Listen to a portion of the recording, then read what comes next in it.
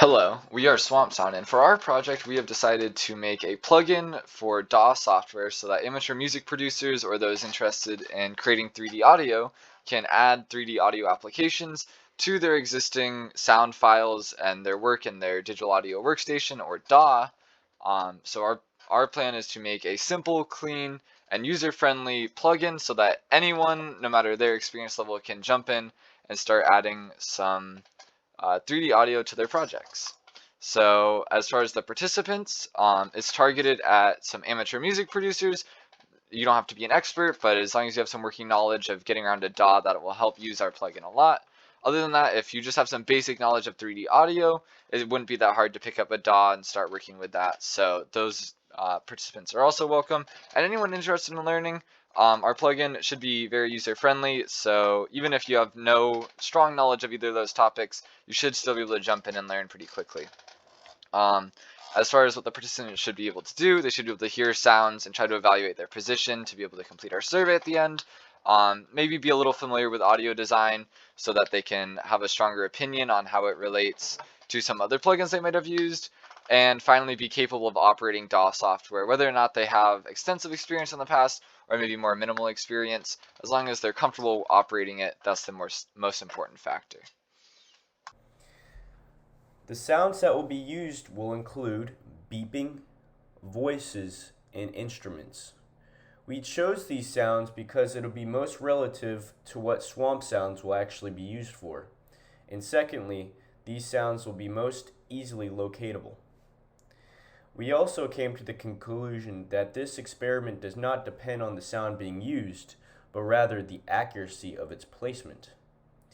The other options of sounds we came across were low-pitched sounds such as bass, but these sounds would be harder to locate, so we decided not to use them. To satisfy the 3D audio component of this, the plugin will allow users to create 3D audio production. The experiment tests the accuracy of the placement of the sound in a three-dimensional plane, and users will be able to experience the effects of three-dimensional audio. The next thing I'm going to talk about is the system flow for this project. Obviously, it's quite large, but I want to zoom in on a couple of things here. So the first thing that we're going to have is the audio input from the DAW, meaning there'll be a sound dropped into the DAW and it will be playing through the DAW's audio channels. And what we're going to do with our plugin is run that audio into the plugin using the features of the DAW like an effect. And then that plugin that we make is going to manipulate the sound and send that out. And that will be the 3D sound.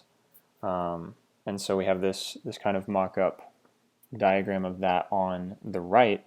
Obviously there will be much more involved in this, such as what sound exactly is that and where is that routed. But for simplicity's sake here, the DAW takes care of most of that work, so we didn't want to dive into the specifics of that. And then again, once the sound data enters our plugin, there's going to be a lot more mathematics happening. How is the data processed? We're going to get into a little bit of that now, but again, for simplicity's sake, the arrows do a good job. And then, of course, once the sound leaves our DAW, it will be outputted again, once the sound leaves our VST, it will come again out through the output of the DAW, which will go through headphones that the user will be wearing, and that's how they'll be listening to the sound in its entirety. So now a little bit more specifics on where the data is being processed and how it's being processed. So we are going to be using the Juice framework with C++ for this project to create our plugin, which you see a small mock-up of the current wireframe we're working with on the right-hand side, but we'll go into more of that in a bit.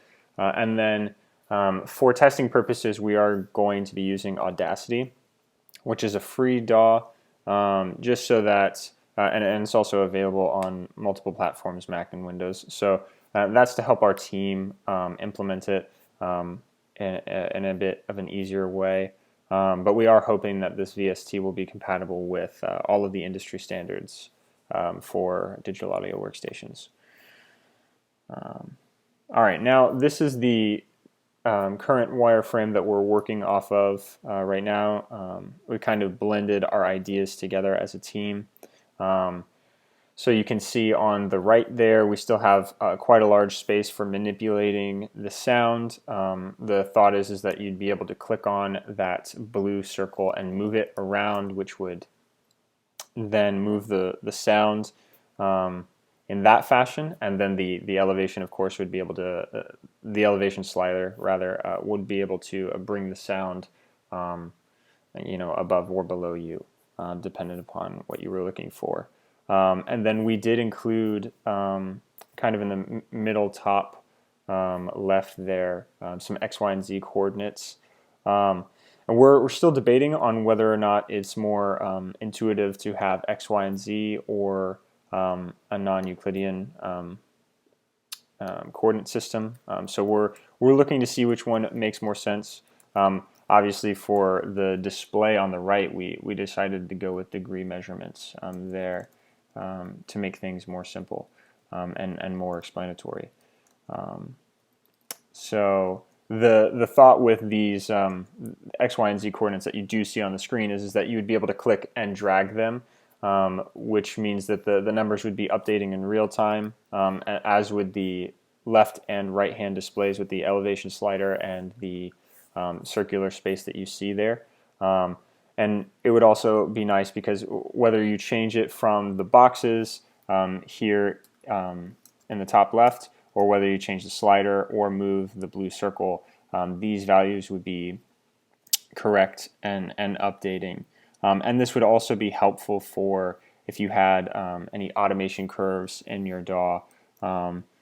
These numbers would be updating in a little bit more meaningful of a way, so that way you could get precise number measurements if that's what you decided to go with. And then we have three knobs down here, one for the overall mix of the plugin, determining how much is going in, how much of the input signal is going into the plugin, and how much is bypassing the plugin and going straight out into the audio output for the DAW.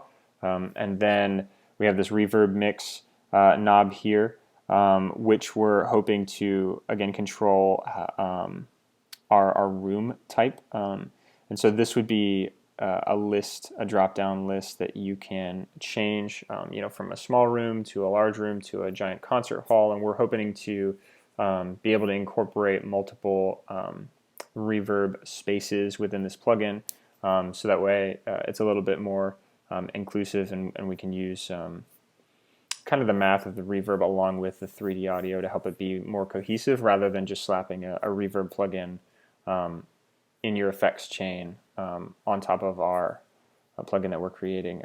So we're hoping to combine those two things. And so the reverb mix knob would just, again, determine how much the sound source is bypassing the reverb, and how much is it being affected by it. And then we have a width knob.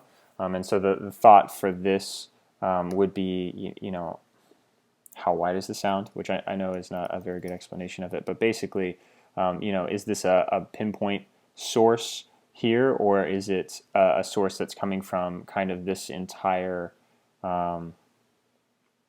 space over here? And so you'd be able to change how wide the sound sounded with this knob here. And we're currently working through as a team to develop maybe perhaps a more visual display for this knob, so that when you turn this, maybe something visually happens over here. So it's a little bit more self-explanatory. But again, that's just something that's in the works. So yeah, that's our system diagram. And of course, these knobs would be related to mathematical functions that would be doing operations on the input signal that's coming into our plugin. More of which we will dive into at a later date. For our procedure, we will begin with an introduction to our plugin. This will include a tutorial on how to use our plugin, as well as a full description of its features and functions.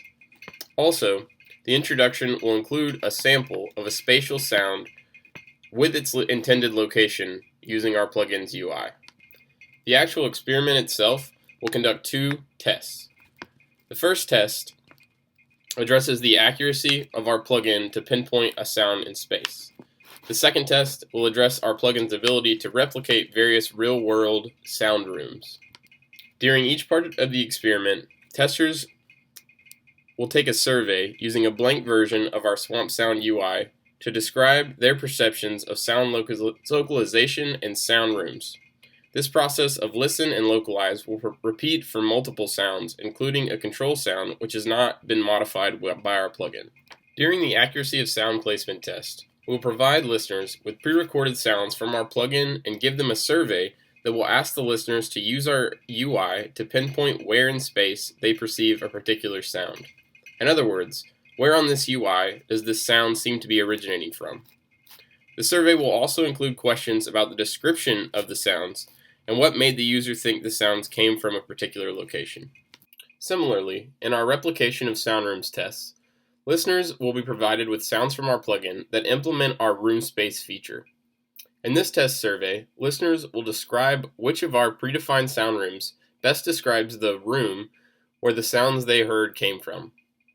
Listeners will also be provided with questions that follow up on sound characteristics and why they chose a particular sound. So the next thing that I'm going to be talking about is evaluation. So the big question is in this experiment, how are we going to be evaluating the success of this plugin? So for that, we're going to be testing 2 main features, the sound placement accuracy and the room type replication accuracy, if you want to be more specific. So because this experiment is highly based on user perceived accuracy, the metric that we'll be using to evaluate the success of this project is the collective scores of participants via the form that they'll be filling out during the experiment. By looking at each score both individually and as a whole, we hope to be able to tell with some degree of certainty the success of the plugin in both of these tested areas. So as described above, the user will be filling out a form, and hopefully we'll be able to look at their scores and determine, okay, this point was not very clear.